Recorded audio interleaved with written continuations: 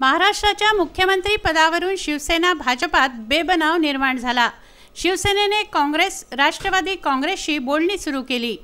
गेल्या 24 ऑक्टोबरला विधानसभा निवडणुकीचा निकाल लागल्यानंतर आज महिना होत आला तरी सत्ता स्थापनेचा तिढा सुटलेला नाही।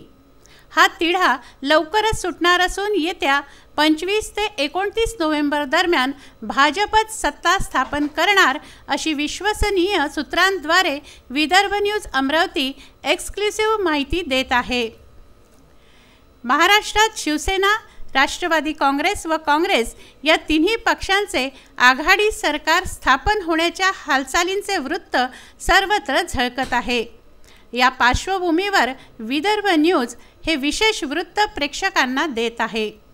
देवेंद्र फडणवीसच महाराष्ट्राचे मुख्यमंत्री बनणार आहेत। मी पुन्हा येईन हा फडणवीसांचा दावा खरा ठरणार आहे। महाराष्ट्रात राजकीय घडामोडी कितीही घडल्या असल्या तरी भाजपच चोरावर मोर ठरणार आहे।